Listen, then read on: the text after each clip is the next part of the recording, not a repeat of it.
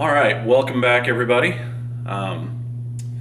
Didn't get as much done yesterday as I was hoping. Not sure how far I'm going to get today. Just got everything cleaned up from the work before. If you can see behind me here, I've got some spars out. Got the apron all cleaned up and bringing that back now that it's cool enough to wear it again in the shop, but it really is functional. Anyhow, yeah, in today's episode, we're going to go ahead and start on these flaps. We'll see how far I get. I should have some parts coming in the mail from McMaster to fix my ground stud issue. Once that's here, I'll switch back to that and get those dealt with so I can get that part of the wing buttoned up. But yeah, let's get back to it. All right, voiceover time. So there's that ground stud. The hardware did show up. It's installed now. Went ahead and put one on the outboard edge of the left wing, and there's another one on the inboard edge of the right wing, for all the reasons I stated in the previous video. So one more thing done. Now, on to flaps. Here I've got the spars for both flaps.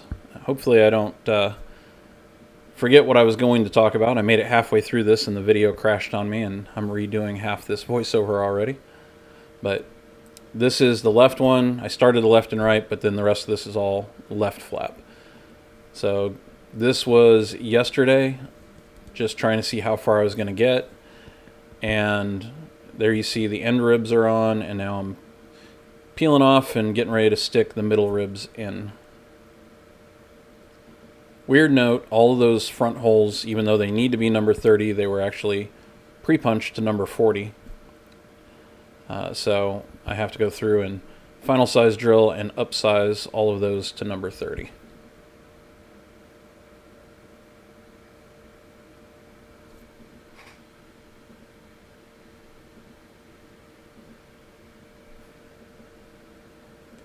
Easy enough. We're definitely at the point where the plans and the directions are getting more and more vague. The plans are fine. The plans are very, very detailed. The directions, not so much. And really, it's getting to be kind of frustrating. I get that we should know how to do certain things at this point, but I feel like that's a lazy excuse not to include information in the directions that you really need, like certain measurements of things or where to find it or make sure you cut this or whatever. But anyhow, that was as far as I made it for yesterday. So now this morning you see me there with some .020. I'm cutting these for some spacers that are needed. Here you go, a little action cam shot.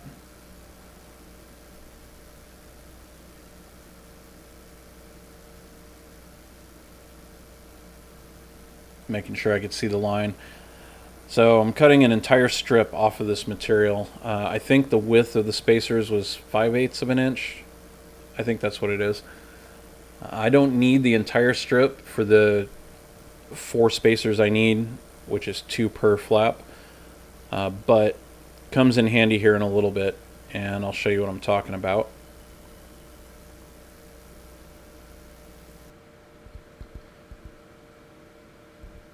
So these spacers go on the top of the end ribs because the top skin actually wraps, sorry, it goes on the bottom of the end ribs because the top skin wraps around with the trailing edge and it overlaps the bottom skin. But to make up the gap from where it overlaps the skin and the rib, you need that little spacer in there.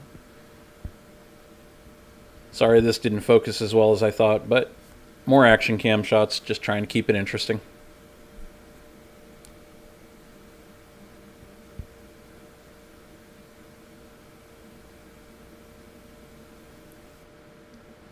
So what was left of that spacer material, I ended up cutting into smaller spacers for another part of this, and I'll show you that here in just a second. Here you see me getting them drilled. That's where those big spacers go. And it'll become evident when you see the top skin go on why those are there. Alright, so the back of those interior ribs, the plans tell you if they don't touch the rear spar, which all the rear spar is like a Z-channel bend of the bottom skin there, you can make spacers to fill the gap. So there you see those 4 tiny little spacers. I just cut that off of that excess strip of 020 material that I'd cut, and those are going to be my spacers. Now to make sure this whole thing is straight before I drill those, because there's no holes in the end of those ribs yet, I drilled those bottom holes you just saw, so I have a cleco now holding the back end of each of those ribs down firmly where it needs to be, so that I can come back in here and drill through my spacer and through the rib. There you saw me trying to use a clamp. There's no good way to get a clamp in there. So just stick the spacer in there, very carefully drill through it. It works out fine, I promise. That actually came out better than I thought. I drilled them to 040. I'm not sure why they have to be upsized. I just haven't figured it out yet, but I will here in a minute. So here's the hinge. Note how much bigger that is than the flap. This is the part where I had an issue with the directions.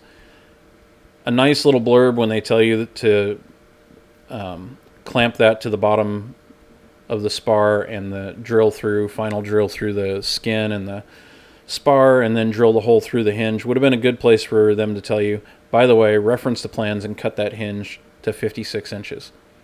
It doesn't say that. It doesn't tell you anywhere what you got to cut it to.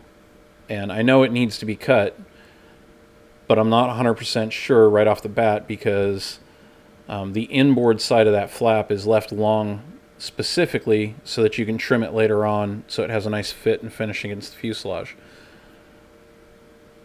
And looking at the plans, you can tell the hinge doesn't run the full length of the spar, but you can't tell exactly where it stops or how or why. Lots of looking and scratching my head and going to other builders' websites, I finally found the answer. So in the meantime, though, I'm drilling all of the holes in that hinge. Now, later on, when you mount this to the wing, you want the trailing edge of this flap to be even with the trailing edge of the ailerons. And the way you adjust that is when you drill the holes on the other end of that hinge, you can make an adjustment. From what I've seen on other websites, it's almost always further aft you have to move it.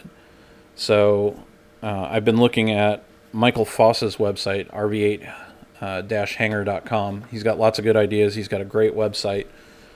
And he preemptively spaced that first part of the hinge, I think it was 1/32 out, just so that he didn't have to space the other part later on when he drills it too far out.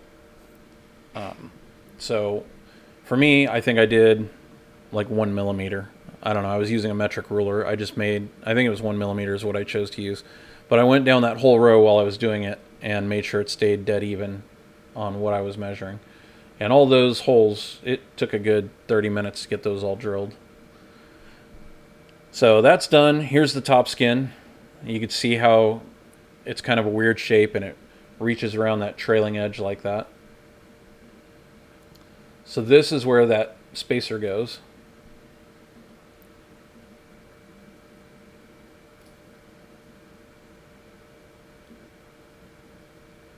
And then it's just a matter of clecoing it all down. The plans tell you to final drill that entire other side before you do this long row on the bottom side here. And the whole point to all of this is just to make sure you don't induce a twist and this whole thing stays straight. So there you see me with my long straight edge verifying that it is not twisted and it is still straight. Pretty happy about that.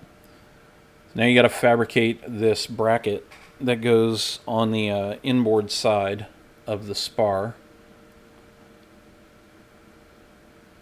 And I believe the bracket's 2 inch by 1.5 inches and it's a 1/4 inch thick. And you need to trim the short side down to 3/4 of an inch. Make sure you measure twice, because yeah, that first time I put the line on the long side and almost went and cut off the wrong side. Thankfully I caught it. Then there's these big thick parts that go on the inboard rib, and what I was showing you there is you got to put a 6.3 degree bend in those at a very specific spot, and that thing is thick. Very, very unforgiving to try and bend, but it worked out. So now I am laying out the holes in that flange that I made. so that it can get riveted to the spar. I've got my lines, and I went and center punched them, drilled them all out. There you see me cleaning them. There's 3 more holes that have to get drilled in there, but they need to be lined up with the rib, that end rib that's there. So the only way to do that is, now that I've got this thing roughly where I want it, take it all apart, get the flange centered and flush against the edge, and now I'm clecoing it in place. Once it's all clecoed, I'm going to flip it around and drill through the spar on the back side to get my final 3 holes. Half the game of doing all of this is just figuring out the best order of operation to make things happen. There it is, all finished. I still have another one of those I have to make. So back to the hinge length thing. Yeah, I still haven't figured it out. You see that it's long. I figure, okay, maybe if I clamp it to the flat brace, I'll be able to figure out how long it is. Finally, some more internet research, and I found where it's supposed to be on the plans. And now I'm measuring and marking it so I can cut it.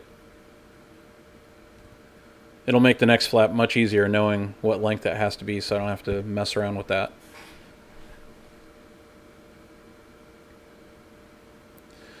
So the bottom of the spar, you have to countersink all of the holes for the flush rivets later. This way you don't have to dimple it and then try and countersink the really soft hinge material. So the top of that spar you dimple like normal, bottom machine countersink. So that's all you see me doing here. And the hinge is clecoed in there still just to give the countersink tool something to guide into.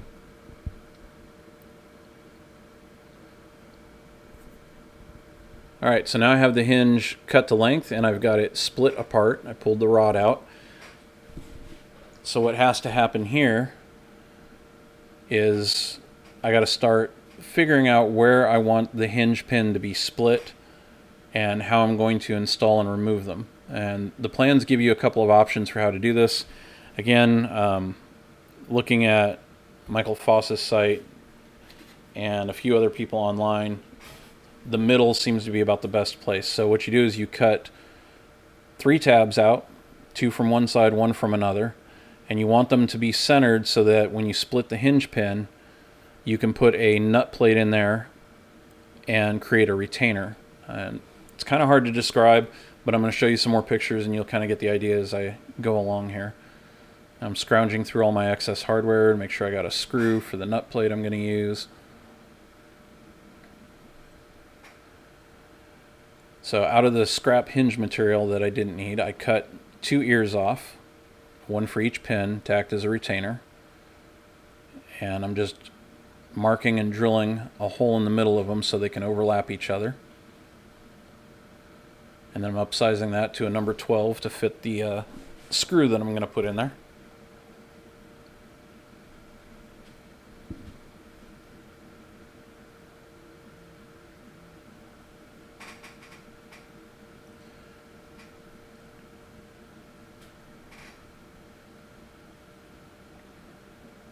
And then you're going to see me get my nut plate drill guide out. There you go. And I'm going to drill for the nut plate.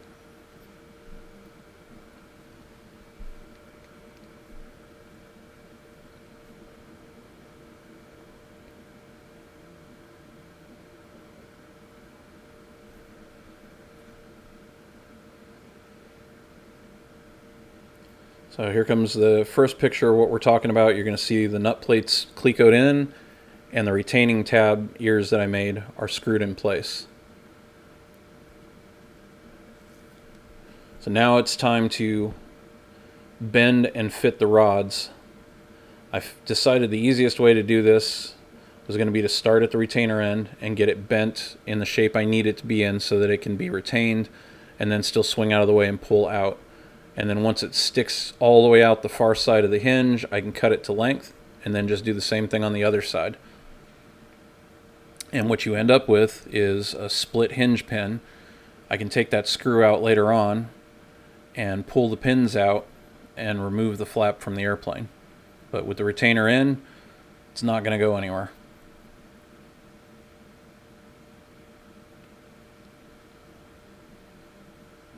So first side's done, working on the second.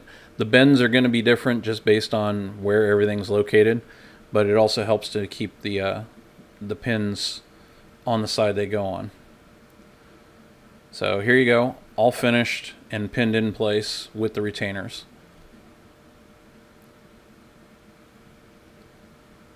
Actually came out really clean. I'm pretty happy. I thought the bends were going to be a little more difficult, but they weren't too bad. So now it's just the regular stuff you've seen before. Deburr the holes, clean up the edges, dimple, scuff everything, prime, and then start putting it back together. That's where I'm pretty much going to call it probably for today. I don't know if I'll go back out there tonight or not, but tomorrow I'll hopefully get back at trying to assemble it, and then got to do the right one. Anyways, thanks for stopping by. I'll see you all in the next one.